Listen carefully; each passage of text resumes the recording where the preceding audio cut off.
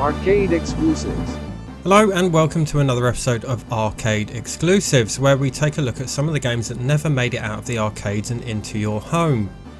Today we're looking at 7 of Sega's arcade beat-em-ups.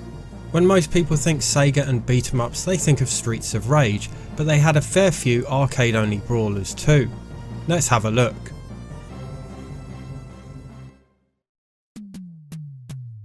First up is Tough Turf, released in 1989 for the Sega System 16 arcade hardware. It was developed in tandem with Sunsoft and was published by Sega in Japan and Sunsoft in North America. Tough Turf is a truly forgettable beat-em-up, to be honest. The graphics aren't great even by 1989 standards.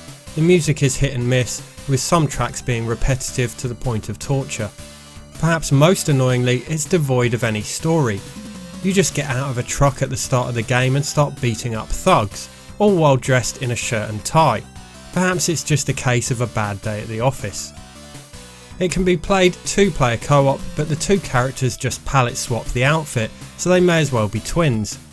Their faces are also so lacking in detail that they barely look human. Attacks are very basic, just punch and kick.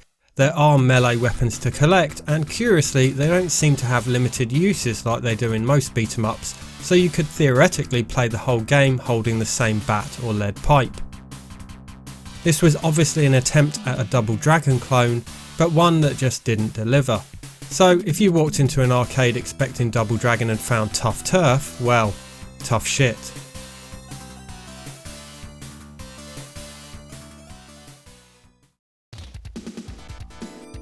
Sorry to start you off with such misery there, but onwards and upwards. Next is 1991's SpiderMan the video game, released for Sega's System 32 hardware. Joining Spidey are 3 other Marvel heroes, Hawkeye, Black Cat and Submariner, and the game can be played by up to 4 players cooperatively using these characters. In addition to the usual punches and kicks, each character has special attacks based on their comic book powers. Spider-Man shoots webs, Hawkeye has his signature bow and arrow, Black Cat has sharp claws and a grappling hook, and Submariner harnesses the power of water. To perform a special, the character must sacrifice a small amount of life, so these attacks can't be spammed constantly. Each character's health is displayed as an integer rather than as a health bar, unorthodox but far more accurate.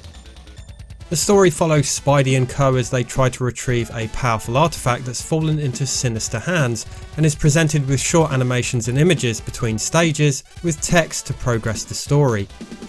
They do also include some great voice samples too though. Spider sense tingling, signaling danger. As well as the 4 Marvel heroes, you'll encounter numerous Marvel supervillains along the way, including Venom, Doctor Doom, the Kingpin, Doc Ock, the Green Goblin and several other well-known baddies from the Spider-Man comics.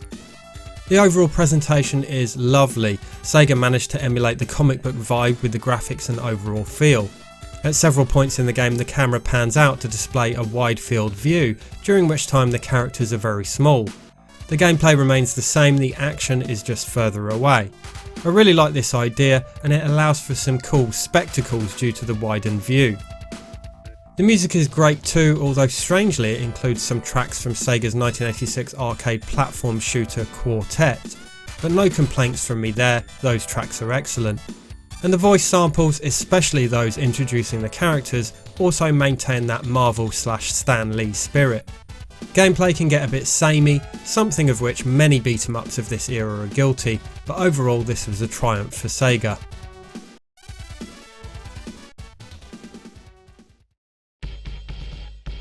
The latest release on this list, SpikeOut, was released in 1998 for Sega's Model 3 hardware. Full name SpikeOut Digital Battle Online, it's also the only 3D game to feature here. The subtitle Digital Battle Online alludes to a feature whereby cabinets could be linked up to allow for up to 4 players to play at once, and was the first arcade beat-em-up to implement such a feature. It was originally planned to allow up to 16 players, and any linked cabinets not in use would provide an AI player to assist, but technical limitations prohibited the inclusion of these features. SpikeOut is such a unique arcade game. At first glance it kind of looks like an arena fighter with its stages set over large play areas, but it is at its core a beat 'em up, not unlike 3D beat 'em ups of the 90s like Fighting Force and the original plan for a 3D Streets of Rage 4. The stages are well presented and are a mix of both indoor and outdoor areas. Progress through the stages is made by battering groups of enemies, usually followed by a boss fight. Sometimes between stages there are also gates that have to be smashed within a set time, and you're sometimes offered a choice as to which path you take.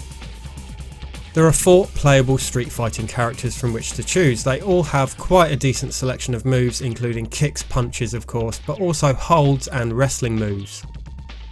Special attacks work in an interesting way here. You collect power-ups which give you 1 super attack, and your total number of available supers is indicated under your health bar. As well as dropping these super attack power-ups, fallen enemies will sometimes drop health pickups. Perhaps the most unusual aspect of the gameplay is you actually get a decent bang for your buck. Most arcade beat 'em ups are pure coin eaters, but the developers of SpikeOut wanted the player to get a good chunk of gameplay per credit, and it shows. There aren't many good 3D beat 'em ups worth playing, so this is definitely one to try out if you're curious. SpikeOut saw a few sequels and spin-offs, and an entry in the series made it to the original Xbox in 2005. A Dreamcast port of the original was planned, but was ultimately abandoned due to hardware limitations, so SpikeOut Digital Battle Online remained an arcade exclusive.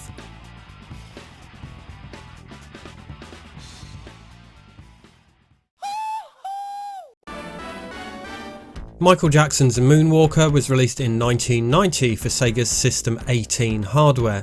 Not to be confused with the Moonwalker game released the same year for Sega's Mega Drive and Master System, the arcade version is played from an isometric viewpoint, although both are of course based on the 1988 film. You play as old MJ himself, and the game's story and levels mirror that of the film. If you've seen the film, it's quite the mishmash of themes, and the game is no different. One minute you're a well-dressed smooth criminal taking on gangsters, and the next you're a metallic robot Michael Jackson blasting mechanical enemies. Rather than punching and kicking enemies, which wouldn't be very like Michael Jackson, he attacks enemies using various magical attacks, whereby various forms of blue magic emanate from his hands. He can also perform special attacks that make all enemies on screen dance along with him to a rendition of one of 3 of his tracks, before promptly exploding. Your number of available special dance attacks are indicated by icons above your health bar, depicting pairs of Michael Jackson's legs posing. During each level you'll encounter his chimp Bubbles, and rescuing him transforms MJ into his robotic form from the film. While in this powered up state, MJ will take less damage, as well as having powerful laser and missile attacks. The aim is to rescue kids found trapped in force fields throughout the levels, at which point they'll exclaim "Michael!" and sometimes reward you with some health. Some cabs allowed for 3-player co-op, where all 3 players would control a differently dressed Michael Jackson. The arcade version of Moonwalker not only looks great, but absolutely kills it in the sound department. The sound effects are good, but the music, oh man, the music is just superb. They faithfully recreate so many of Michael Jackson's songs here, from Thriller and Bad, it's perfect. The MJ voice samples are spot on too. In audio and visual terms, this was a real treat for 1990 and still is.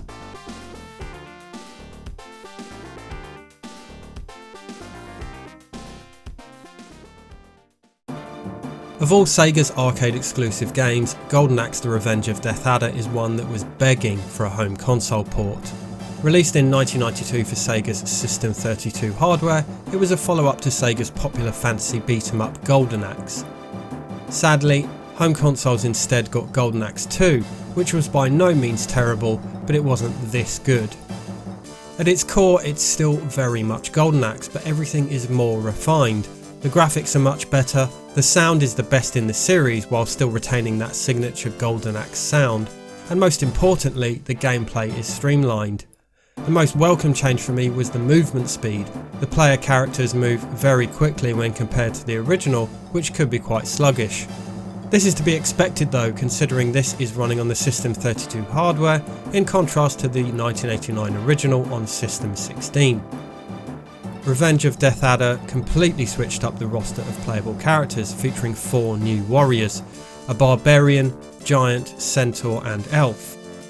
They also changed the magic system slightly and introduced branching paths which let you select alternate routes at various points in the game. There are plenty of series staples in here too though. Of course, the main villain Death Adder is back, giving the game its name. Many of the enemies you'll encounter are familiar, albeit chunkier versions of enemies from the original, as well as the little elves that drop magic potions or health. There are plenty of new characters in the mix too though, and the rideable creatures are back. In addition to these creatures, there are also some medieval siege weapons that the player character can use, like catapults. Revenge of Death Adder came in various cabinets, allowing between 2 and 4 players to play cooperatively. When playing co-op, players can team up to perform combo moves on enemies.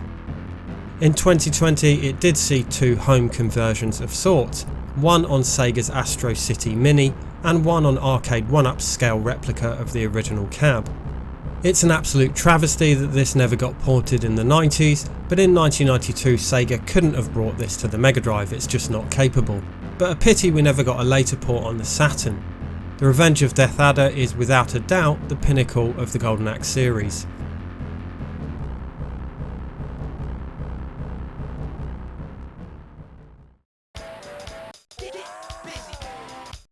DD Crew was released in 1991 for Sega's System 18 hardware. It allowed for up to 4 players depending on the cab.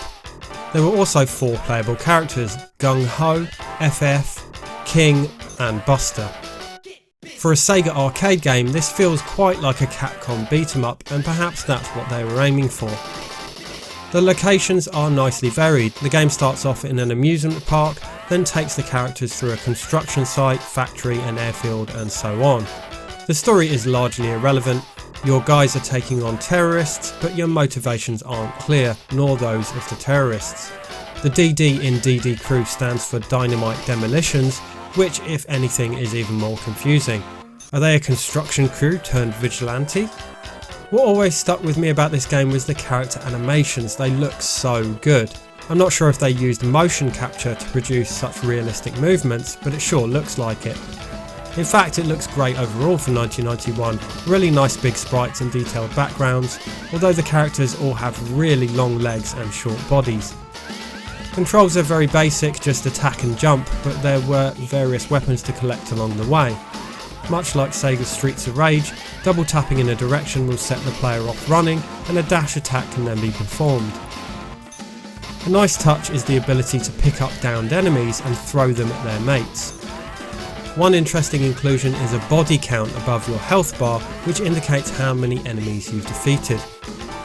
The music is excellent in a cheesy way. It has that late 80s, early 90s funky vibe, as was popular in b-boy culture at the time, and other elements of this culture pop up in the game, like these breakdancing guys. DD Crew came out only a couple of months before Streets of Rage, and with it Sega proved that they could also produce fun arcade beat-em-ups as well as for home consoles.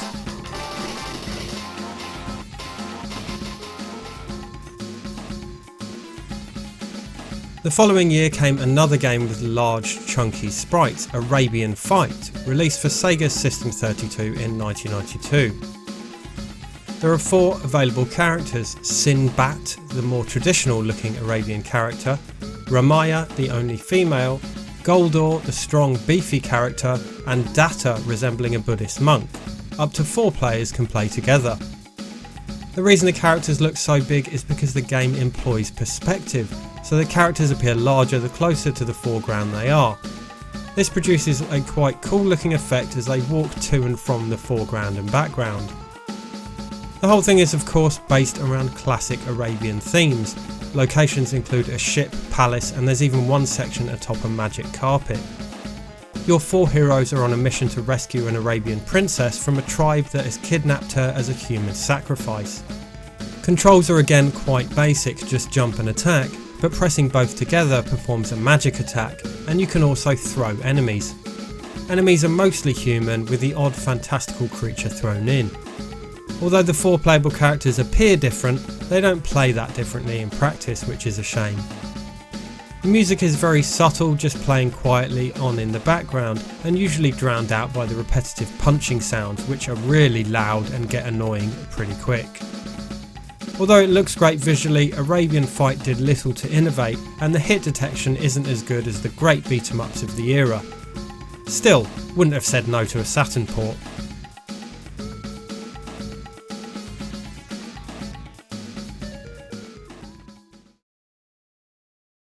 So that was 7 of Sega's beat-em-ups that never left the arcades. Let me know if you've played any of these and what you think of them, and as always, thanks for watching.